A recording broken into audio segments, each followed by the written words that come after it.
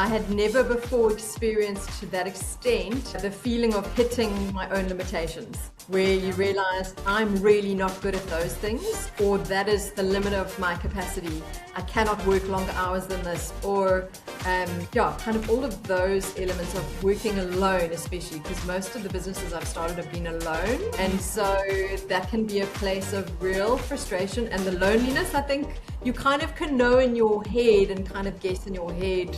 Yes, working alone must be challenging, but as I've got a base personality of an introvert, even though people accuse me of being an extrovert all the time, it's because I've learned a whole lot of extrovert skills and I know how to switch and turn up those dials. So I never thought that would be an issue. I thought, well, I really like my own company, so what's the problem? Here is a great motivator.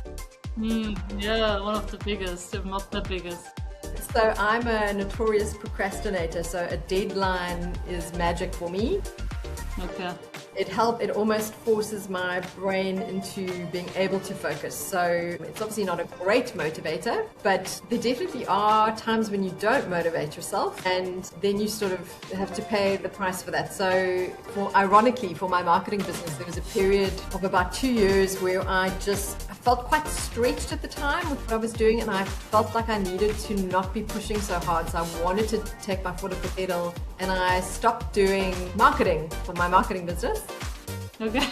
And which sounds insane, but you just can't spin all the plates all the time. So you kind of have to choose which plates am I going to spin.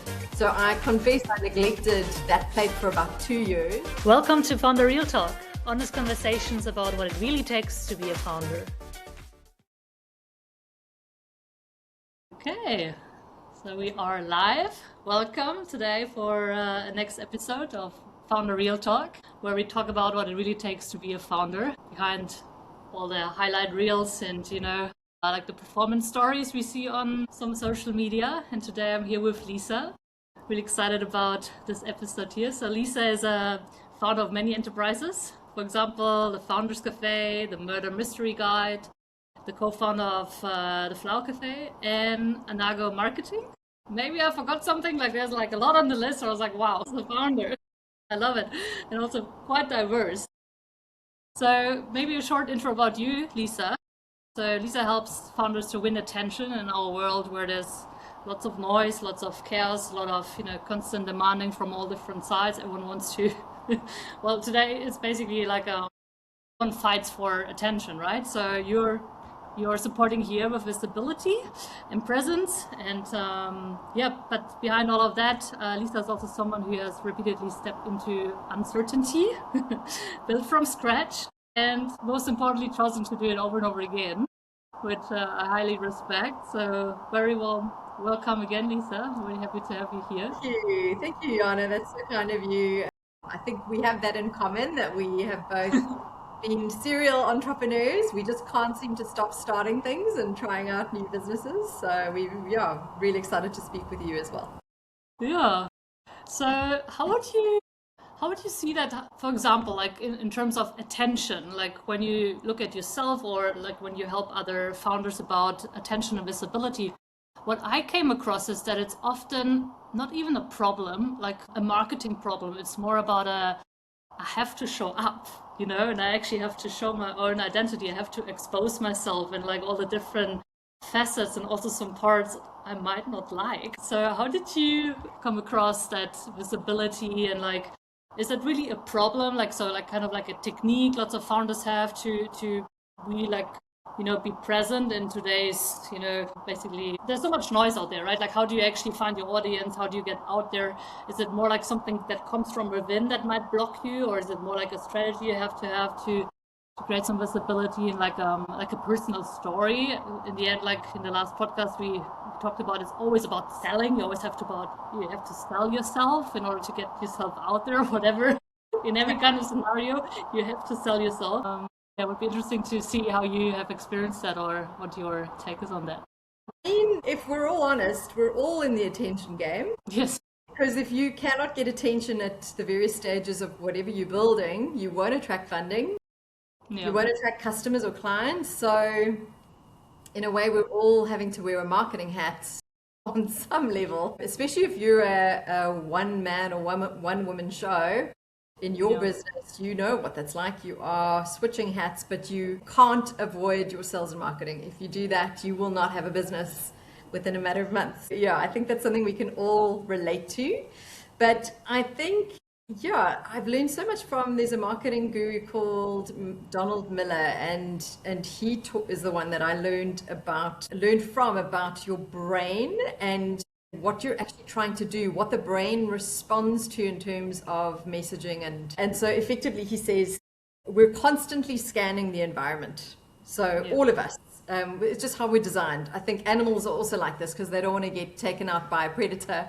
We've got different kinds of stresses. We're not thinking someone's going to, come and take a leg off. Yeah, we're all kind of in that same space. So your brain is constantly scanning the environment for information. For our own survival, we will block out information that doesn't help us thrive or survive. Yeah. And that's what we're doing when we're scrolling in a digital environment. That's the same process that we're going through. We're scrolling and looking for information that will help us survive.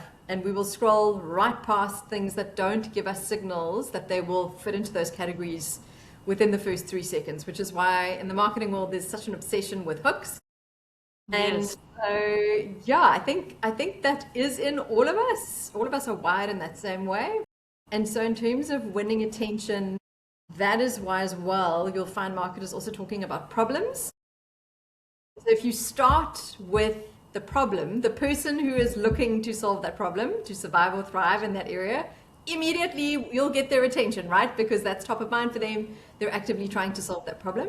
So that's the one thing that I've learned that's really, really helped me understand the psychology of people in a digital environment or even in a physical environment. Yeah, and then the other thing that I wanted to mention as well is something called breaking the script.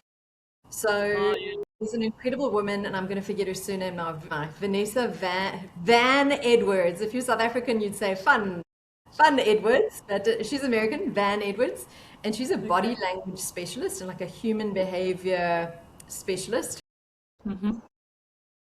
Yeah, she talks a lot about breaking the script. So if you want to come across as charismatic, if someone says to you, "Hi, how are you?" and you say, "I'm fine, thanks. How are you?" That's literally what we all expect to either answer that question with, or we're expecting that person to say that back to us. But if you can break the script and do something unexpected, the brain will light up because it's surprised, it's interesting, it's something new to consider. So I think well, I'm in the marketing world, but I think for all of us, you can kind of apply those lessons in terms of getting attention and breaking the script and stopping people in their tracks, whether it's a digital scroll or whether it's a conversation that you're having with someone that's important to you, a potential co-founder, a potential investor. I think those are all lessons that could really work well for people if they just carried that awareness with them. Yeah. I actually listened to, I think his name is Chase Huge. He used to be quite a big guy at the CIA, right? Yeah. And he talks about a lot about mind control, and I love that topic. And he said that, like they use this technique of breaking the script with investigations, because then you basically get the real truth out of people. And obviously they're going to trigger some emotions, so that the emotions are going to take over. No, it's fascinating to really understand like how the mind works and like the attention span. And then, I mean, nowadays with social media, we're kind of biased because the algorithm only picks up what you stop looking. like you so basically pause, and then it's, you get all the same content. Yeah. So, but maybe we're gonna look more into your story. How did your story all started? Like, did you jump into entrepreneurship like in the ice cold water, or did you, like here in Cape Town, you try to dip your feet in because it's ice cold and you have no idea what to expect in that ice cold ocean water here? How did you get started? Yeah, so I'm really grateful. I grew up in a family where entrepreneurship was really normal. So my dad started his business while he had a full-time job. So it started as a side hustle. He's an accountant. And I think it was the year I was born, so I won't mention it, but it's been a number of decades now. And that's how he started his business, which is now his full-time endeavor. He's got a couple of business partners with him. They employ something like 20 people. So it's still an SME, but I kind of took a lot of my cues about what is normal and I think that's also helped me get quite comfortable with risk, which I know is not for everybody, but I think you can't really be a founder or entrepreneur without having some sort of risk appetite. And so what I remember being, I must have been about 10 years old when I started realizing that what he was doing was a bit different to other people's parents with jobs. So he would say things like, I let my staff go and watch their children play sport in the afternoon because I just care that they do their work. So drink a beer at your desk, go and watch the soccer game, and I got no problem with that. But if you stop being able to do your job, well, then we'll have to have a conversation and re-look at how this is going. So that was really normal for me, that flexibility, and this is in the 90s. Yeah, that's like a new work concept. You know, it wasn't common to do that. Most people were like, you're in the office at this time and you're only allowed to leave at that time. And so I think he was quite ahead of his time even back then. So that became my normal. Like, why wouldn't you treat your employees like the grown-ups that they are and trust them to do their work? And my mom also was in a completely different field. She was in speech therapy. And so she was in government jobs for many years. And then when I was still around about that age, she ended up leaving and starting her own private practice. Again, taking a risk, starting her own thing. And so this is just the environment that was really normal for me, is my parents having a really flexible work life and work schedule, sometimes working on the weekends maybe, or a little bit late, but they were really available for us as well, which was great. And so I think that really helped me see the benefits of starting your own business. And I think we were also raised to be quite independent. So one of our family sayings, half serious, half joking, is don't make your problems my problem. Don't make your problem my problem. As in, have you done something to solve it before you've come to dump it on me? Have you taken responsibility? So I think all of these sort of family culture moments in my upbringing really kind of put me on a springboard to head in this direction, whereas it just felt very comfortable, very normal, very accessible for me. And even when I started out working in the formal sector as an employee, I just had this constant like program running in the back of my head, like, when am I going to start my own thing? What am I going to be doing? What is it going to look like? So yeah, I almost want to say it's kind of in my DNA. It's kind of in my blood. I'm not sure what a good employee I would make just with personality profile and what I know now. And just that desire for autonomy and wanting to do things the way I think they could go. So I'm probably now spoiled forever, but time will tell. That's what a lot of people say. Like, if you choose that path, like, you walk this path. It's Right? like you cannot get back into the corporate world. I mean, this is kind of like no risk, no fun, you know? Right. Yeah, and I think again, you know, because there is so much flexibility for good and for bad when you are doing your own thing because you're your own boss. Yeah. When I was in the sort of formally employed, my bosses were the boomers, right? And the boomers, a normal boomer, my dad is the exception. You know, they don't really like you to do things differently. They want you to paint in the lines, please. And so I think entrepreneurs are probably people who prefer to have the freedom to paint outside the lines if that looks like the right thing to do. Don't like to be controlled. Like I said, the autonomy is really important. So I think, yeah, like I said, really grateful for the upbringing that I had and the exposure to parents who that was just their normal life. It wasn't painted or framed as a really risky, scary thing to do. It was a logical, you know, wise decision.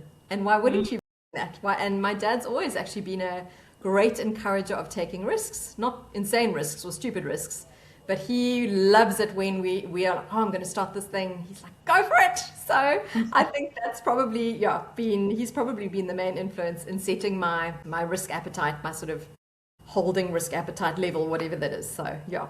Grateful. What an adventure. That's amazing. That's amazing. Like, you probably set yourself up for, like, to have that mindset. Right? Yeah. Yeah. And was there then a time when you started your own journey and then you realized no one has ever told me that? This is what what it's like to actually run a startup, because often it's mixed up with, you have a lot of freedom and you have, all the flexibility, but at the same time you have to build your own, or you have to create your own brand. Like, how much, like, what prices are you charging, and like what's your worth? Because often I experienced that, like I was hiding behind big brands, like but that was like what I knew, and then I was like, so I mean, I earned that per hour now, but no, I don't feel like it, or maybe more. I don't know. And like, it's tough to kind of like walk that path to develop that identity now, which is a different one than being an employee and like basically working in a set frame of especially security in that, or certainty in a way. Yeah, I So think was it like something that surprised you in a yeah, negative way? I think I learned, well, one thing that no one prepared me for was the moment you hit the ends of your own limitations. And of course, everyone has limitations, Yeah, but when you're working in a team and you've got the feeling of security of a paycheck every month and a yeah, whole lot of structure, whether you like it or you kind of fight against it, I had never before experienced to that extent the feeling of hitting my own limitations, where you yeah, realize I'm really not good at those things, or that is the limit of my capacity. I cannot work longer hours than this, or yeah, kind of all of those elements of working alone, especially because most of the businesses I've started have been alone. And so that can be a place of real frustration and the loneliness. I think you kind of can know in your head and kind of guess in your head. Yes, working alone must be challenging, but as I've got a base personality of being an introvert, even though people accuse me of being an extrovert all the time, it's because I've learned a whole lot of extrovert skills and I know how to switch and turn up those dials. So I never thought that would be an issue. I thought, well, I really like my own company, so what's the problem? But even introverts, I think, hit that point of I now desperately need to spend more time with people. So that's been quite a high cost, which I thought I would handle better. But being alone is really, really challenging. And interestingly, I started a new business last year, which is called Founders Cafe, and it's a networking event that has taken the things that myself and my co-founder hated about networking events and tried to remove those elements to yeah, create a space where people can come together. And what's been so interesting with that is people's feedback has been loneliness has been their biggest challenge. And just having a room where you don't have to put a mask on, you don't have to perform, you can just be really authentic and real. And there's no consequence in terms of like, if you're speaking to an investor, for example, you have to sort of play a game, you've got to perform a little bit, you've got to put your best foot forward. But in this room with peers, I think that's been really fascinating. I don't think I realized how widespread the challenge of loneliness was for this particular group. So I think back to your original question, I wasn't prepared for that. I was pretty confident that being an introvert, I'd be totally fine. So I hit that limitation, and then in my own skill set, hitting those limitations. And then, of course, you hit the point of, well, I don't have the time or skill set to learn these other skills that I need, but then I'm also at the place where there's no funding to pay for someone else to do it. So it's kind of like a funky stall that you hit, which is really challenging. So yeah, I don't know if it would have changed my mind being told those things. I probably would have still jumped in and done it, just with my wiring and I think what's important to me. But it would have been, I think, knowing what I know now, probably should have had some kind of mentor person or mentors plural that I'd, drawn alongside or kind of sought out beforehand. So I think that would probably be my advice to someone younger starting out is like, make connections with people who are older, who run businesses, who are happy to give back in that way and spend time with you for probably no return. So yeah, I think hopefully that answers your question. yeah, perfect. No, but I've got like 10 more now. But what kept you motivated then? Like so you mentioned that you hit your limit, or probably on different levels everywhere. So how did you get yourself going, especially like on your own? Because I always think like, oh, if you work in a team or like with a partner, like sometimes maybe the one person has more energy and is actually in the driving seat, or the other one. But how do you do it when you are alone to keep yourself pushing? Was it more like a push from within or more from outside, because maybe you had clients and you actually had to do something because maybe there was ego was like activated that you had to perform? Or how was that for you? Fear is a great motivator. Yeah, one of the biggest, if not the biggest. So I'm a notorious procrastinator. So a deadline is magic for me. Okay. It almost forces my brain into being able to focus. So it's obviously not a great motivator, but there definitely are times when you don't motivate yourself, and then you sort of have to pay the price for that. So ironically, for my marketing business, there was a period of about 2 years where I felt quite stretched at the time with what I was doing, and I felt like I needed to not be pushing so hard. So I wanted to take my foot off the pedal, and I stopped doing marketing for my marketing business. Okay. And yeah, which sounds insane, but you just can't spin all the plates all the time. So you kind of have to choose which plates am I going to spin. So I confess I neglected that plate for about 2 years. And of course, in that time period, you then start to feel it because you're not getting the new clients and the businesses are coming in like it was. And that's a great motivator when you realize, oh goodness, this business is in trouble now because I've left it and I've had other things and I've been distracted and I'm starting new things and there's a lot going on, but I've kind of ignored this section. So interestingly, that's what led to me starting Founders Cafe, because the way that I was getting clients for my marketing business was getting up in front of people.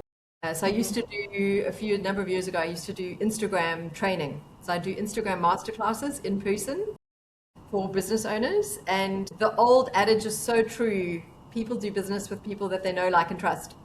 And so I was getting people in a room in front of me who were listening to me speak, who were building trust, deciding if they liked me or didn't like me, and experiencing firsthand that I knew what I was talking about. And so that immediately, if anyone's thinking that they need help, they're going to come to the person who's right in front of them, right? Or top of mind, or someone that they've met. So I think that's, because that was my most effective marketing channel for this marketing business, I thought, oh, I'd better do something where I get in front of people again.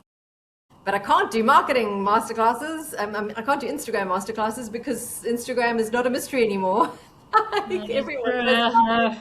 They don't really need to be told these things. And so, yeah, I feel like it was probably divine inspiration, but I'd had this format sitting in my head of what I could possibly do, get myself in front of people in a way that I could control it and try to attract the right types of clients for myself. And didn't do anything. And then at the time I started thinking, oh, I really, really should do something about this.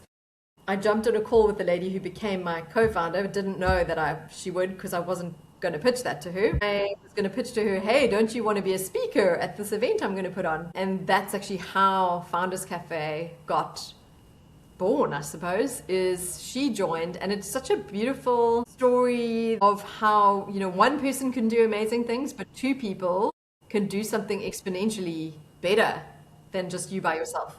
So I'd had my little plan for what I wanted to do, and she came in, and the two of us working together, it sort of became much bigger than I would have made it alone. So yeah, really, really grateful for that, because it was just perfect timing for her. She was in the space where she was wanting to drive her business forward in a fresh way. So yeah, super grateful. So lucky to have had that experience of being a solo founder, but then also a co-founder, and there's pros and cons to both.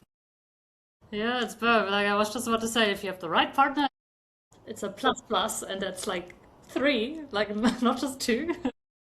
But if it's not the right partner, then yeah, you might file for divorce. Yeah, I think that's like a marriage. I mean, the fit is absolutely crucial. So having like a values alignment and a work ethic alignment, and both seeing the vision clearly. I mean, so that's why I'm convinced it was a divine appointment. I'm not sure I could have made this happen with a lot of other people. So the timing was obviously perfect for her and for me. And yeah, so really, really grateful that we got off the ground together. Yeah.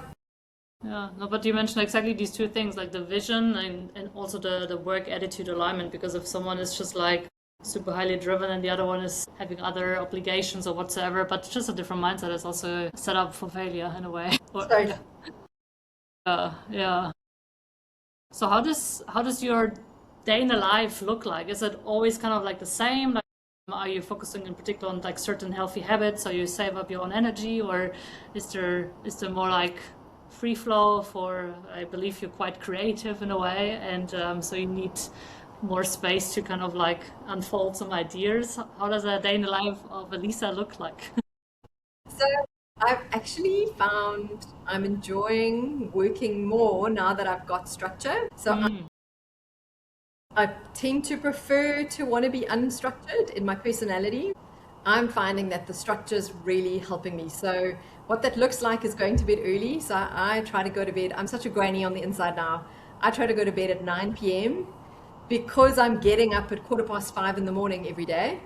And I'm getting up at that time so that I can get exercise done. I do resistance training in a little group class, which really helps with community, just seeing people, regular people, or people regularly rather. They're regular and special people. Seeing them twice a week has just been incredible. Contact me if you want to join a group in the southern suburbs. Weight training, highly recommend.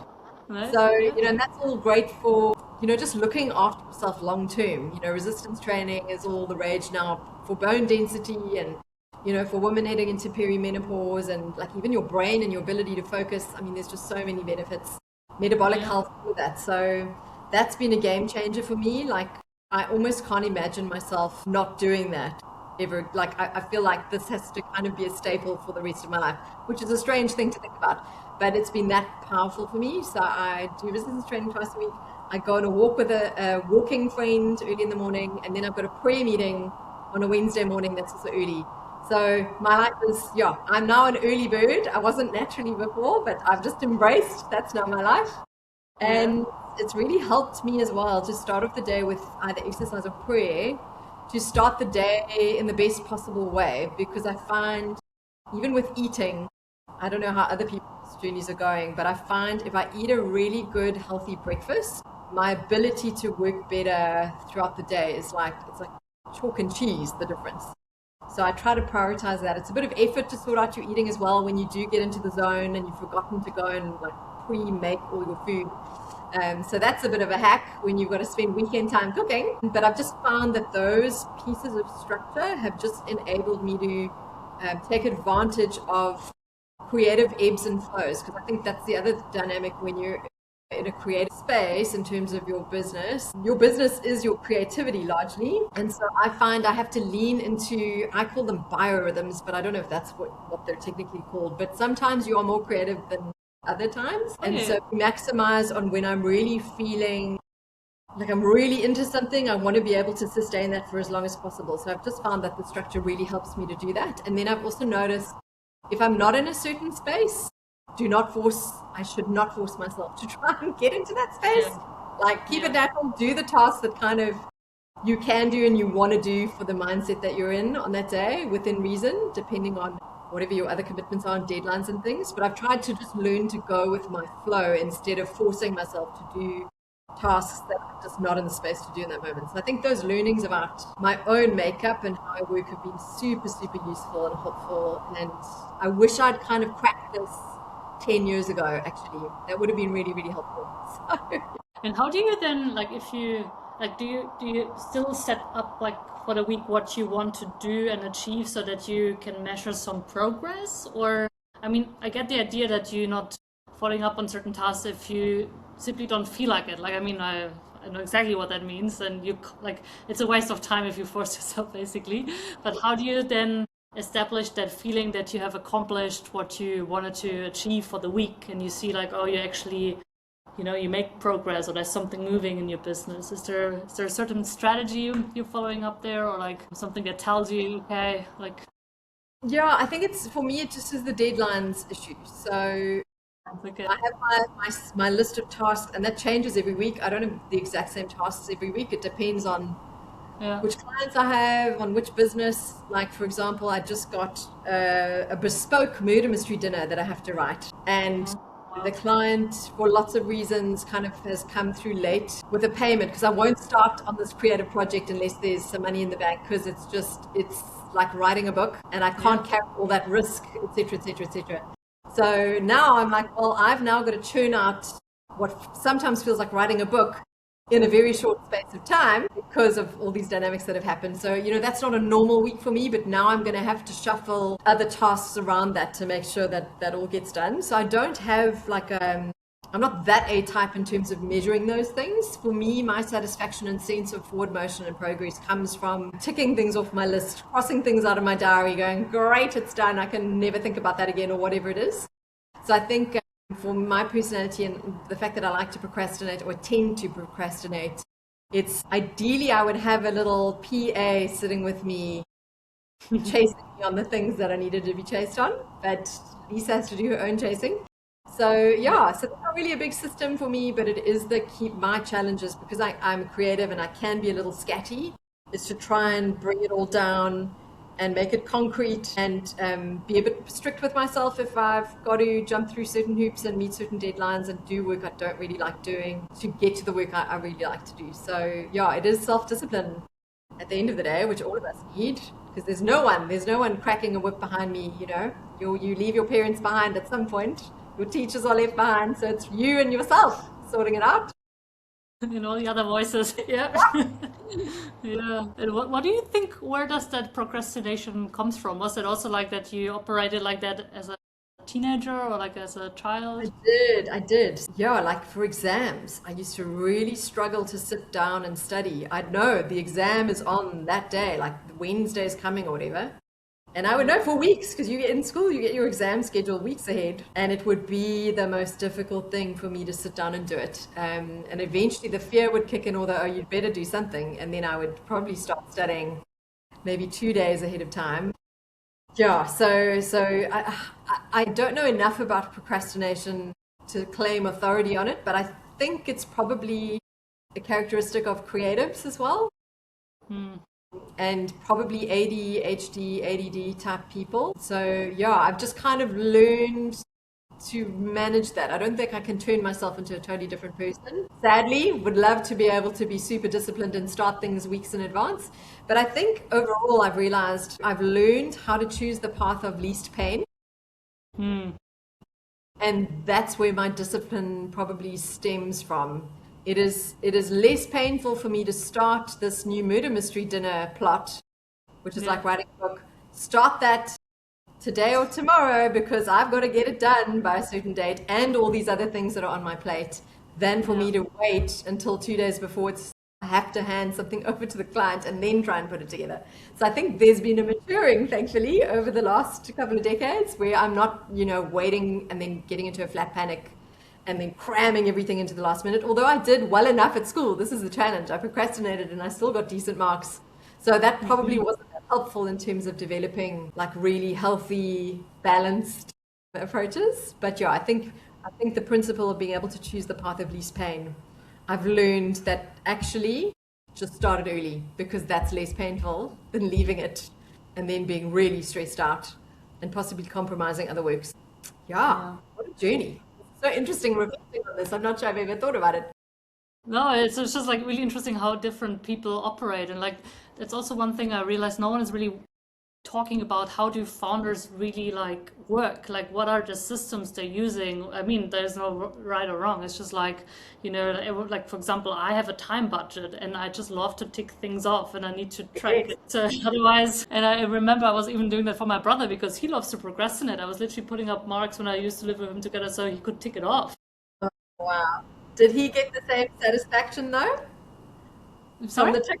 Did he get the Oh yeah, same? he loved it. He loved it. Like I also put down, let's eat like a kebab or something, something that just to tick it off. But he needed the system. He just couldn't come up with the system. So, and I'm really good in systems, but but it's like it fascinated me like how people are, operate in a different way. And for me, probably the biggest punishment would be if I don't have enough time for a task and I'm like last minute, literally my body is collapsing, it's like not working out for me at all.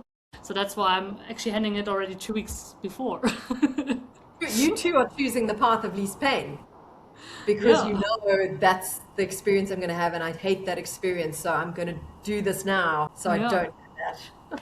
Yeah, exactly. Yeah. So it's fascinating, like how the mind, again, back to the beginning, like it's also finding evidence why your system is working for you or not, or how it basically creates that story that might generate pain or pleasure, whatever it is, to keep you on track. And it's referring back to what it knows, right? It's always like the old system. It doesn't know anything else. It's like a large language model. Like it keeps on hallucinating about things based on data from the past. That's us, right? That is probably what procrastination is. Telling yourself, I can do it, it'll be fine. Until Exactly. it's really not fine. And it's also, what's the opposite? It's delayed punishment in a way. Like you're pushing it away because there's something you might feel uncomfortable with, but it's not going away. Like might be bigger and more painful in a way. So, but it's not present. So it feels like a relief, but it's just a postponed one. Yeah, hallucination. I love that. That's very funny. Yeah. Have you taken decisions out of fear where you realized later on, oh, actually it cost you quite something internally, but maybe you didn't have another choice because it was like time pressured? Yeah, I think I've gotten better over the years at listening to my inner voice, or trusting my gut. I'm quite a gut person, so you know, I'm not someone I can be analytical, but I don't think I always sit down and do a whole list and go and do a whole bunch of research.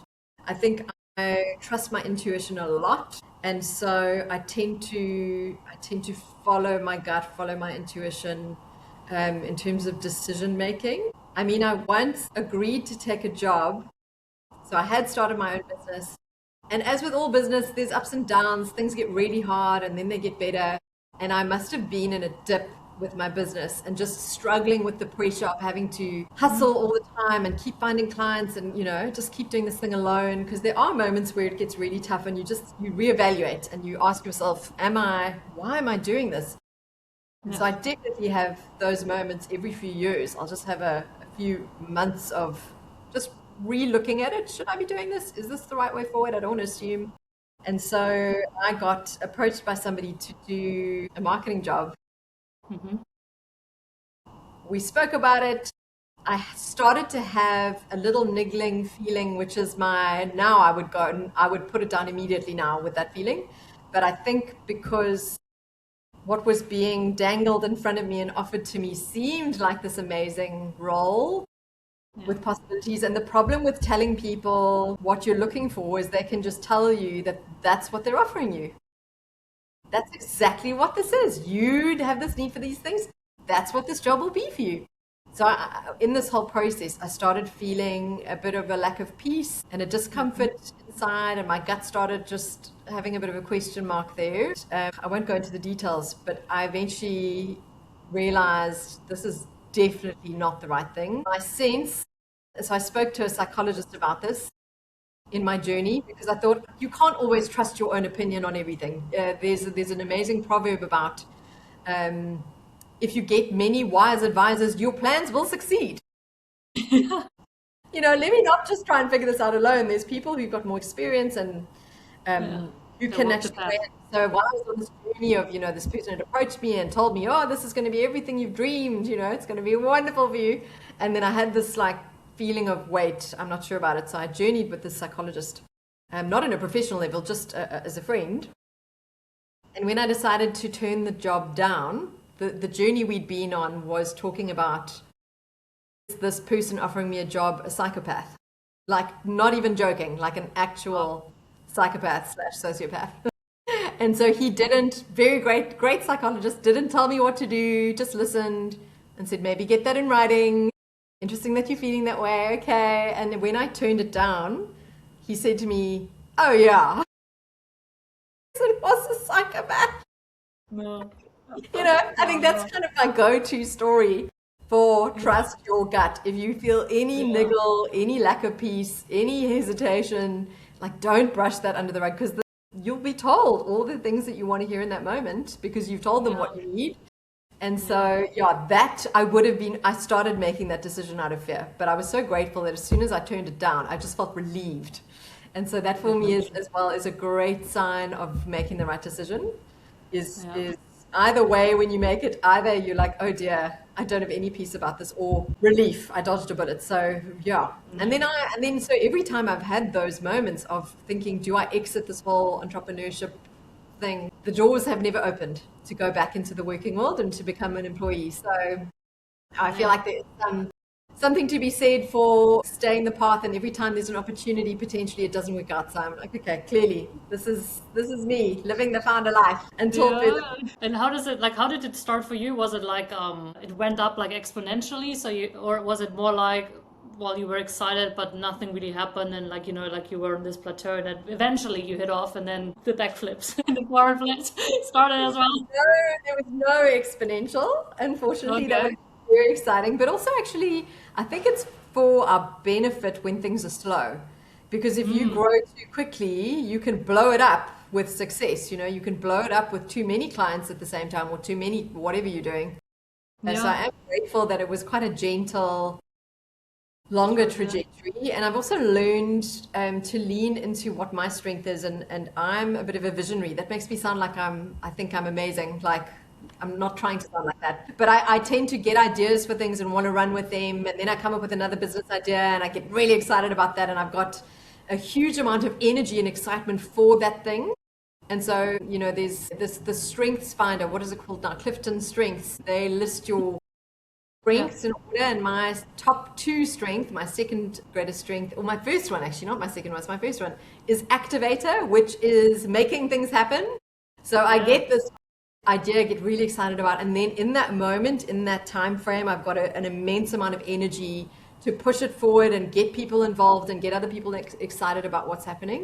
So I'm learning. It's such a process. I'm learning to appreciate that and then bring in the people who have strengths that I don't have. So, for example, my co-founder with Founders Cafe, she's so strong operationally, Perfect. Yeah. like incredible operationally.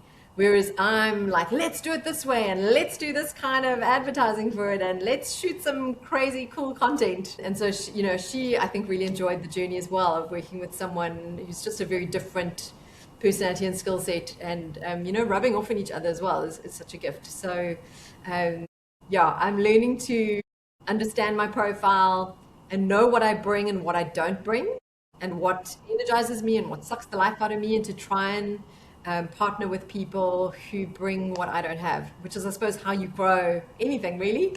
You can't do it all favor. It never works like that. So Yeah. yeah, and it's cool that it's such a learning journey. It's great that it's not a static thing. You don't like master everything and then that's the end. Like you're always learning about yourself and how to do things better and what you really excel at and what you should never touch at all and pass on immediately to someone else.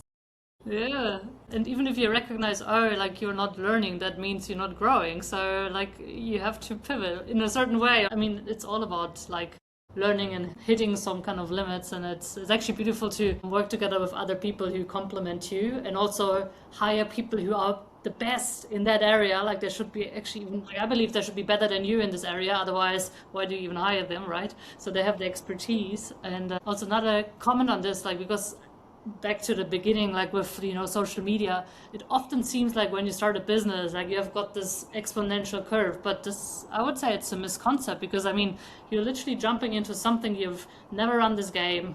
I mean, you figuring out who you are as well. I guess you just said like what's the profile, like what are my strengths, what is, like how are these dynamics, like how on earth are you supposed to like play this game and win? Maybe some people do, it's luck, but even then they, like they're gonna play it again because they have to like catch up in it. Changing. Yeah, you grow and then you hit some new challenges and yeah. Yeah, that is perfect. Right. Is there like one question about entrepreneurship that still keeps you thinking, like a certain concept or a certain dynamic you've seen and you're wondering or pondering about, like what that's like? I can give you mine, and I was like amazed yesterday. I watched an interview by Tony Robbins and Alex Hormozy, right? Yeah, I can actually recommend it, and it gave me the answer I was looking for, because I was contemplating about this idea: can you create from the heart space as strongly as from the mind, from the hustling and grinding culture? And I haven't really seen many entrepreneurs succeeding, like leading from alignment. It's rather out of pain and fear, driven by the mind, right? And yesterday, Alex Hormozy was asking this question, Tony Robbins, because he then came up with that you actually have two skills in life. One is the success of achievement. So basically you have mastered that game, like your certain skill, or you have the other skill is the art of fulfillment. So you basically really feel like, like there is some purpose and fulfillment from the heart space. And a lot of entrepreneurs I have been seeing, including Alex Hormozi, like they've mastered one, but then there's emptiness, or you feel like you're not, in both ways. And like, I just couldn't bring up my mind, like, how is it, like, because we see now how entrepreneurs nowadays, they shifted in how they built, or it's shifting compared to how it used to be, like also in the corporate world, how we work, etc. And that puzzle piece, I was like, yes, thank you. Because I wanted to understand, like, how do you create successful businesses by, like, I see so many founders, like, they have so much passion, but then they literally sacrifice themselves for it, like burnout and whatever it is. I believe there is a other way around, like there is a way how you can do it in a sustainable way, but obviously we need the systems to be able to do it, and nowadays it's opening up. But yeah, anyways, that was my thing, what I'm like put a lot of thoughts into. Do you have some kind of... There isn't something that I'm wondering about, but I think I have settled something in my mind, which maybe was something that was kind of lurking around. And I think if you listen to the narrative that comes from a lot of business owners, founders, people doing things and growing things, it feels like the underlying foundational belief or premise is that you must be wanting to make $1 billion or multi-million dollars. Like that must be your goal. And I think in the last few years, I've given myself permission and sort of realized that is not my goal at all, and it's okay. Because I think at one point it felt like there was, like you had to, if you wanted to be an entrepreneur, you had to have that as a goal. And if you didn't have that as a goal, you almost started to feel like maybe you weren't, there was something wrong with you, or you were in like the B class. And I think that's something that I've resolved within myself is I actually have no desire to have an empire. I don't think I will be happier with an empire. Actually, I think the evidence that's only started to come out now is that super wealthy people and people who've achieved these enormous dreams are actually not happy at all, or they're not happier than they were at some other level. And The so art of I, fulfillment is not accomplished. It's only success for like achievement. Yeah, right, that part. so Yeah. so I feel like that's something that I've felt free in the last few years, not even a long time, maybe the last year or two. I felt a lot Yeah. more freedom to verbalize that and admit that without there being shame attached, because I think before that time there would have been a lot of shame attached to that admission, that there's something wrong with you if you believe that, or if that's how you really feel. That's something that you weren't really allowed to verbalize and vocalize. And so I've really enjoyed, I think I've actually been quite vocal about it in the last year, for sure the last year, if not a bit longer, of saying to people, I think what I normally say is something like, I have no desire to have an empire. I really don't want to take over the world. I'm not interested in that at all. And yeah, I think that's been really great, because I Yeah. think if you bought into that lie that you need to make X amount of money until you'll be successful, or X amount of money until you're allowed to be happy, I think that's a crazy way to be in this world, because you could be hit by a bus tomorrow.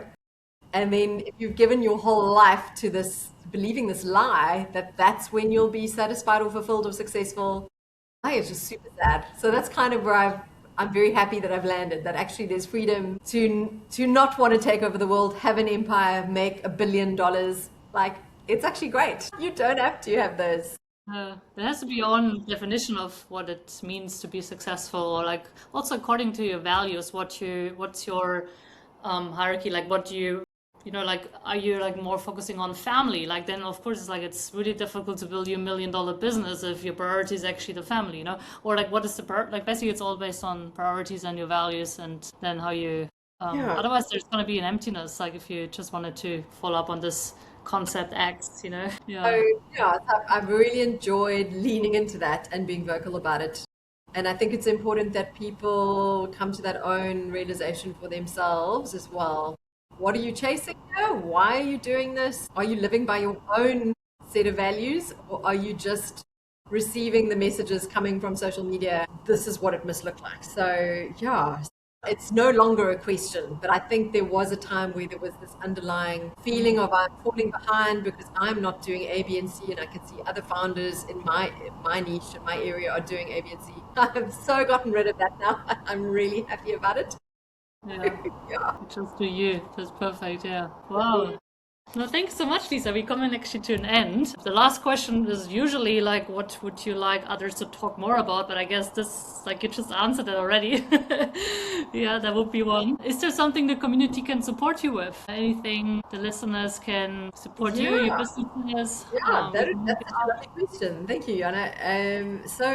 This Founders Cafe business is so new, and calling it a business is kind of funny because at the moment it doesn't make us any money, because to Yeah. do all the things that we want to do to make it an excellent event, we can't charge. If we had to charge enough to make it profitable, we would not, like, you wouldn't want to come, it would be too expensive.